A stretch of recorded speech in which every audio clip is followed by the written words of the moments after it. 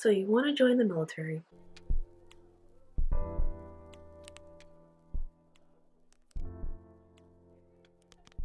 Okay, so in this video, this will be a three-part series. Right now, this is part one that you're watching. Part one is speaking on what's to expect, as well as my experiences with enlisting.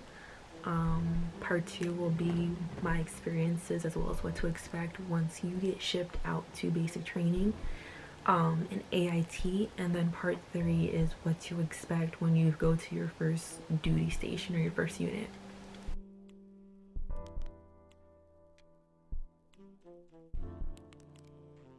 My first tip would be to speak with current enlistees or friends that you know that are enlisted, or some of the ROTC kids.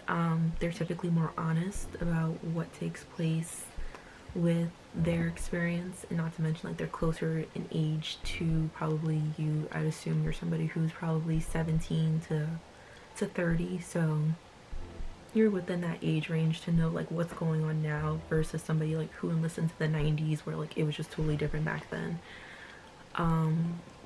My next tip is do your research and know what the enlistment requirements are for you. So what might be the requirements for the Army is different for the Marines and different for the Navy and the Coast Guard, so on and so forth. So it's important that you know what's expected of you before you come in. So that's the type of information you need to know, and you need to know what type of MOS you want. And an MOS is a military occupational specialty. So what that is, it's your military job. So most of them, for what I understand for the Army side, I don't know about any of the other branches, it's usually a series of numbers followed by a letter. So for me, I'm a 42 Alpha, which is human resources, so administrative work predominantly. With that, I would definitely recommend before you see a recruiter to have at least 3 to 5 MOSs that you would be very interested in doing, as well as possibly watch some recent basic training video just to get a feel for the intensity. Like, of course, being there versus the videos, it's like night and day, but it definitely gives you an idea of what's expected for that type of environment before you walk in, because the last thing you want to do is just have no clue what's expecting. You're just sitting there like, gosh. The next tip is to speak with the recruiter after you do your research. And the reason why I say that is, like any other professional occupancy, you have good people, you have bad people. You have good teachers, you have bad teachers. You have good cops, you have bad cops. With that, you have good recruiters and you have bad recruiters. You can have somebody who will take you step by step and show you what's expected and tell you everything you need to know, and you'll have others who just want to get you to hurry up and put your name on the dotted line of your contract. So in other words, like if you don't care, 9 times out of 10 they're not going to care.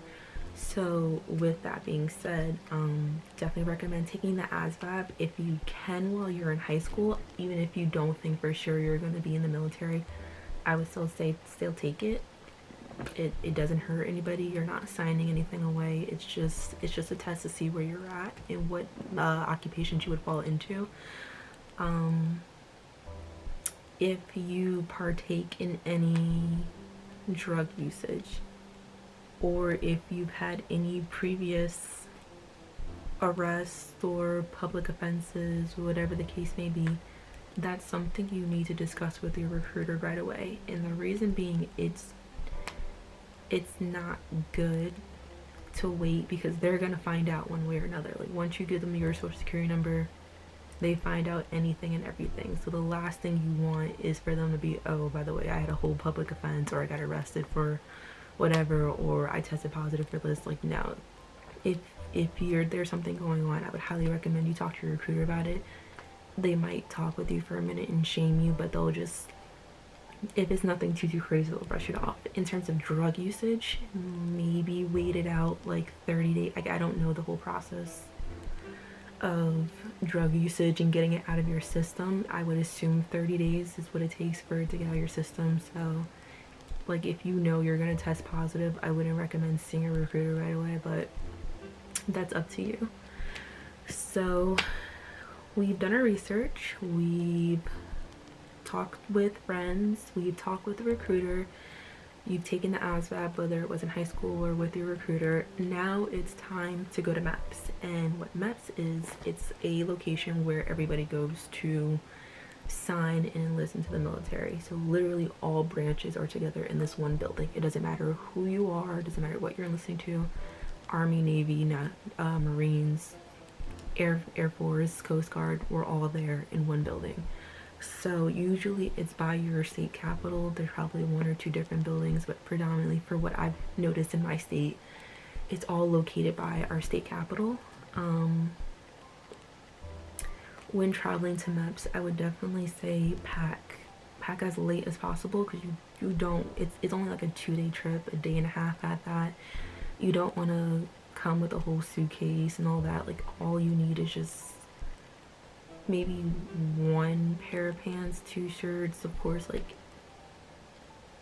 underwear, like multiple pairs of underwear, of course, and socks and all that. But, like, you're not gonna really be there to like lounge out and chill. Like, you're there for a purpose. So like, I would definitely recommend packing as light as possible. Bring snacks. You're gonna have a lot of downtime. They do provide lunch, but that's it. But even, well, I've heard some places that don't provide lunch, so I would still bring my own snacks with me, and also a charger. It's gonna be a very, very, very long day.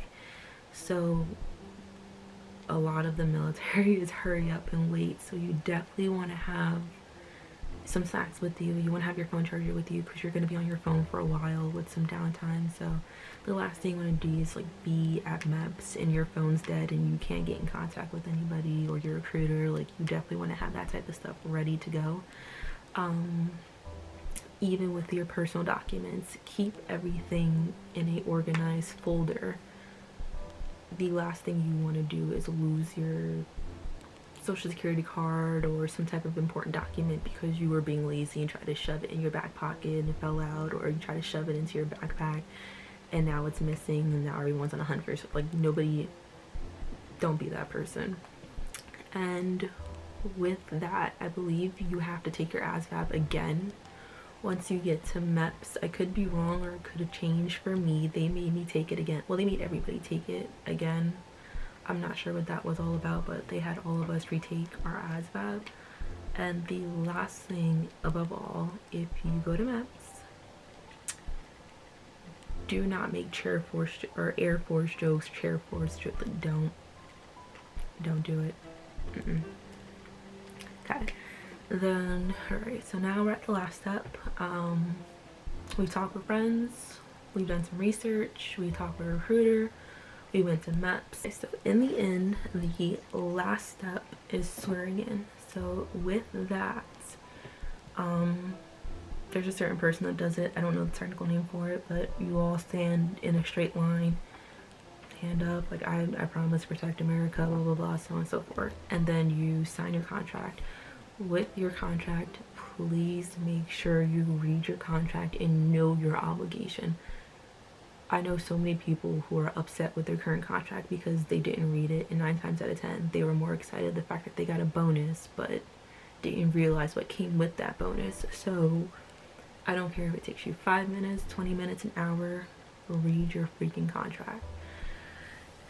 And then after that, you swear in, you stand in front of people. I don't know which order it is, if you sign and then stand, or stand and sign, whatever the case may be. You'll get your information about your ship date, where you're going, all that good stuff, how long you're going to be there for, the day you graduate, all that good stuff. And then now it's time to start planning for basic training, which will be in the next video. So thank you guys for watching, and please tune in.